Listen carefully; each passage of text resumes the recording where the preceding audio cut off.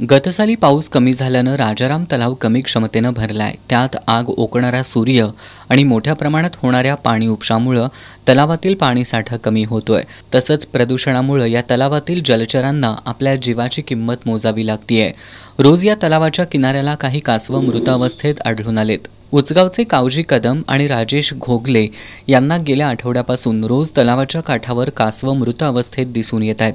तलावातील जलचरांचे जीव वाचवण्यासाठी संबंधित यंत्रणेनं उपाययोजना करावी अशी मागणी राजाराम तलाव जलतरण मंडळाचे अध्यक्ष कावजी कदम यांनी केली आहे। पाण्याच्या काठावर कासव, मासे म्हणजे जलचर प्राणी हे मृत अवस्थेत दिसून येत आहेत।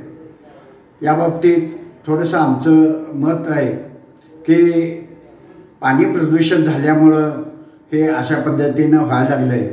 तेव्हा पाणी प्रदूषण होऊ नये यासाठी सध्या तलावावरती किंवा पाण्यामध्ये कपडे धुतात किंवा मोटरसायकली अशा पद्धतीनं धुतात।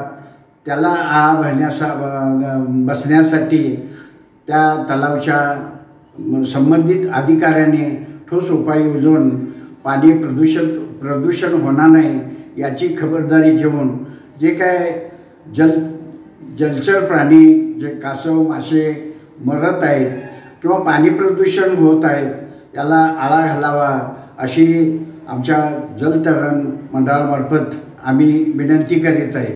निसर्गानं प्रत्येकाला समान अधिकार बहाल केलेत। मानवानं मात्र या अधिकारांचा अमर्याद वापर करून नेहमीच इतर प्राण्यांवर अधिसत्ता गाजवण्याचा प्रयत्न केलाय।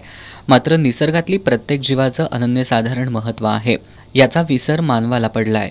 अनैसर्गिकरित्या एखाद्या प्रजातीची संख्या घटत असेल तर ही गोष्ट भविष्यातील चिंता वाढवणारी आहे। मात्र याची जाणीव तुम्हा आम्हाला कधी होणार हाच खरा प्रश्न आहे।